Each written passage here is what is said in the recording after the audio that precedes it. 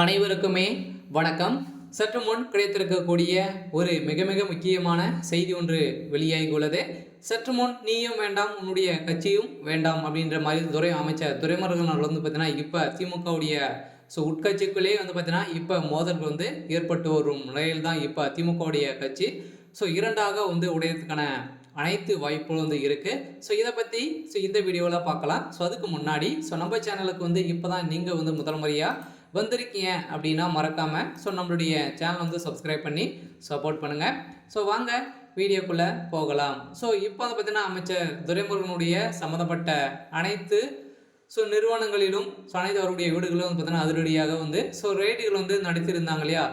இந்த ரெய்டின் அடிப்படையில் பார்த்தீங்கன்னா இப்போ அதிரடியாக அமைச்சர் துரைமுருகன் அவர்களுக்கு திமுகவுடைய அரசு தான் இதற்கு உலையாக வைத்திருக்கக்கூடிய நிலை மாறி இருக்கக்கூடிய நிலையில் தான் ஏற்கனவே அமைச்சர் துரைமுருகன் அவர்களுக்கும் உதயநிதி ஸ்டாலின் அவர்களுக்கும் நிறைய வாதங்கள் ஏற்பட்டிருந்தது.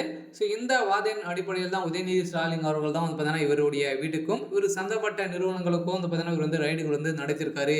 இவர் எக்கச்சக்கமான பணங்கள் பார்த்தீங்கன்னா ஊழல் பண்ணி வச்சிருக்காரு அப்படின்ற மாதிரி பார்த்தீங்கன்னா சொல்லியிருக்கக்கூடிய நிலையில் தான் இவருக்கு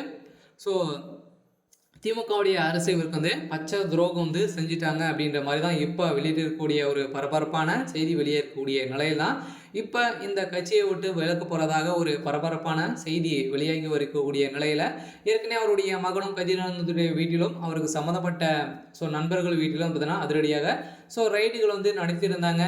இந்த ரைடின் அடிப்படையில் தான் இப்போ பார்த்தீங்கன்னா திமுக உட்கட்சிக்குள்ளே முதல்வர் ஸ்டாலின் அவர்களுக்கும் துரைமுருகன் அவர்களுக்கும் மோதல்கள் ஏற்பட்டு இப்போ அவருடைய கட்சியும் வேண்டாம் உன்னுடைய நீயும் வேண்டாம் அப்படின்ற மாதிரி பார்த்தீங்கன்னா இப்போ கூறி வருகின்ற நிலையில் தான் இப்போ உட்கட்சிக்குள்ளே நிறைய போராட்டங்கள் நடந்திருக்கு இல்லையா. ஏற்கனவே திமுகவுடைய கூட்டணி ஒன்றாக உடைந்து போயிருக்கக்கூடிய நிலையில் இது அமைச்சர் துரைமுருகன் அவர்கள் தான் பார்த்தீங்கன்னா சமாளித்து வருகின்ற நிலையில் இப்போ அமைச்சர் துரைமுருகன் அவர்களுக்கு ரைடுக்கு விட்டு இருக்கக்கூடிய நிலையில் கூட திமுகவுடைய அரசு எந்த ஒரு உதவியும் செய்யாத அரசுக்கு தான் பார்த்தீங்கன்னா நான் அடுந்தணி பணி செய்திருக்கேன் அப்படின்ற மாதிரி இப்போ வெளியிடக்கூடிய செய்தியாக தான் பார்த்தீங்கன்னா இப்போ அதிரடியாக அமைச்சர் துரைமுருகன் அவர்களுக்கும் ஏற்கனவே திமுகவுக்கும் இடையே நிறைய வாதங்கள் இருக்குது இல்லையா. இப்போ துணை முதல்வர் பதவி உதயநிதி ஸ்டாலின் கொடுக்கப்பட்டிருந்தே பார்த்தீங்கன்னா நிறைய பிரச்சனைகள் ஏற்பட்டு இருக்கக்கூடிய நிலையில் இதன் அடிப்படையில் தான் உதயநிதி ஸ்டாலின் அவர்கள் பார்த்தீங்கன்னா இவருக்கு